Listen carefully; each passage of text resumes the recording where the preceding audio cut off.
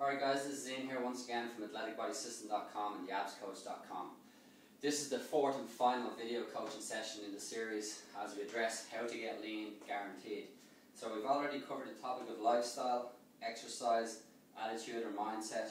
Finally now we're going to address nutrition. Alright, so nutrition. What's important to understand is that you cannot, regardless of what anyone says, out-train bad diet, okay? So if you think you're going to eat what you want and just bust your ass off in the gym, you know, you're just spinning your wheels, okay? That shouldn't be your mindset. Again, we have to come back to attitude or mentality. We can't have that mindset that, oh, it's okay to eat bad because I'm going to bust my ass later in the gym. Alright, so we need to flip that around, change up that mindset, and address nutrition seriously so we can get serious results. Alright, so just keep that in mind that you cannot out-train a bad diet. You can use strategic cheat meals, etc., refeed days, all that type of stuff, you know, to your benefit, but understand the majority of the time, 90% of the time, you have to have your nutrition on point to get the results that you want. Alright, so one thing I want to quickly touch upon is abs. Are your abs made in the kitchen? And the answer is no, okay? Regardless of what any trainer out there tells you, alright? Your abs are made through a number of factors, alright? There's genetic factors, there's, you know, training history, training background factors like that. What people really mean when they say your abs are made in the kitchen is that diet is vital to revealing those abs, alright? But here's the thing, guys.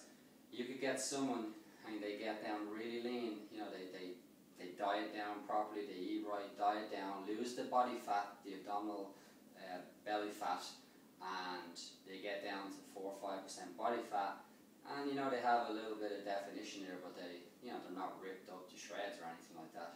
And that's simply because of the other factors that are involved, you know, genetic factors, the training factor. You know, training does have an impact on that abdominal region, okay? So don't be fooled into thinking that you just diet your way to abs. That's not true, okay?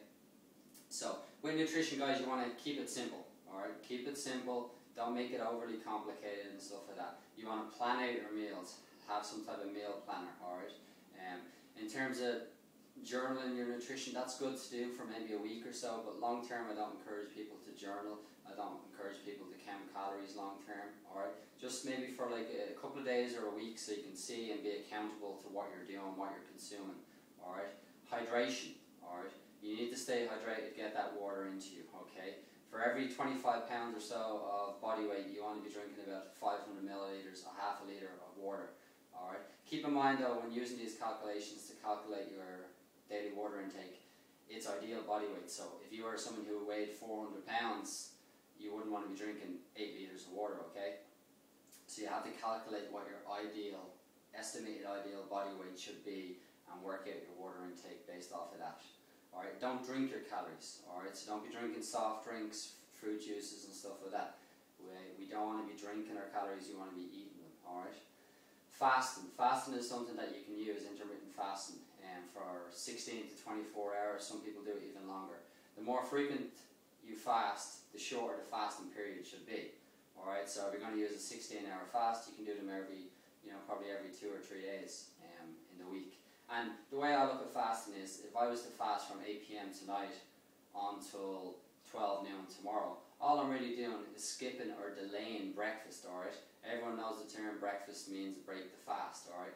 But it doesn't matter. Fasting is beneficial to you, so it doesn't matter when we break that fast. But what matters is that when we break it, we're breaking it by consuming foods that are good and nourishing for the body. Alright, so don't be worried about occasionally skipping breakfast when it's part of a fasting protocol. Foods to eat, alright, so we want to be looking at nutrient-rich foods, nutrient-dense foods, foods that are not just going to provide calories, but those calories contain nutrients, alright, so the foods that we're eating are containing vitamins, minerals, fibre, all that type of stuff, you know, so when it comes to fruit and stuff like that, ideally like berries, cherries, apple, grapefruit, those low GI type fruits. Then we're looking at vegetables, all that type of thing, especially the green vegetables, broccoli, spinach, kale, that type of thing. You know, nuts, raw nuts, seeds, raw nut butters, healthy fats, olive oil, coconut oil, coconut milk, those type of things. Then we want lean protein sources, chicken, turkey, lean beef, lots of different wild meats, game, that type of thing, different poultry, eggs. Again, eat the whole egg. The yolk is full of nutrients and stuff that you need. Alright, so don't be just throwing the egg yolks down the sink or into the bin. Alright, that's the most nutrient-rich part of the egg. Alright, so there's lots of different foods. I can't go into them all in this video presentation, but there's lots of foods we should be consuming. And have that meal plan. That's the thing with the intermittent fasting. Actually, it makes meal plan a little bit easier because it's one less meal on specific days to have to consume and have to prepare. Alright, because you're skipping or delaying that first feeding of the day. Drinks, what can you drink? Alright, obviously water is the main thing we want to drink. Other than that, we don't really want to be drinking high calorie or high sugar content drinks. There are the odd one or two out there that are okay to consume, but again, depending on what country you're in, they may or may not be available to you. Alright, so coconut milk, coconut milk beverage, is nice for in with your shakes to mix them up, protein shakes if you're having those, or meal replacement shakes. You can also have green tea, herbal teas, things like that. Alright, so they're good to drink, but stay away from the soft drinks and the fruit juices and the lattes and that type of thing. Alright, supplements. This is on nutrition, but I'm just going to throw in a bit on supplements at the end here. Supplements work, alright, just not a high amount of supplements work. Alright, there's tons and tons and tons of supplements out there in all different brands, and I'll say a lot on the label. They give you all that BS and all the promises, all the stuff you want to hear. Alright, but there are supplements that actually do work, alright? Just because there's a lot of bad people in the world doesn't mean there's no good people. The same, there's a lot of bad supplements, but there's a lot of good ones too. Alright, so, the main one's protein powder, primarily because it makes getting in your protein requirements a little bit easier. Omega-3 supplements, fish oils, krill oil, things like that, excellent to use. A grain supplement, again, I'm guilty of this too. I'm not big on vegetables and stuff like that.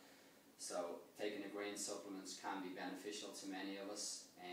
If you're taking a powdered grain supplements, the key is to dilute it down with plenty of water. A lot of people take a grain supplement, they think they scoop the tablespoon or whatever into the cup and add a bit of water and try and knock it back in one go. Alright, it's going to taste nasty.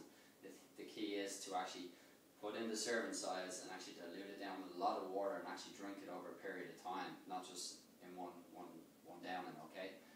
So, other than that, a good quality multivitamin mineral supplement would be good. Ideally, if you're getting one, you want to look for one that's more than one capsule or one tablet a day. If it's multivitamin and mineral, you're not going to get a multitude of vitamins and minerals via one tablet, okay? So look for one that, you have to take 2, 3, maybe 4 tablets or capsules to get your full requirements. Alright, so like I said, guys, remember, you cannot out-train a bad diet, alright? You can use different strategies, fasting, cheat meals, refeed days, but the main thing is to keep it simple. Plan your meals and make sure you stay super hydrated at all times, alright? I hope you found these videos useful, and if you did, what to do is do me a favor, click on the Facebook like button below and add a comment or two, and feel free to share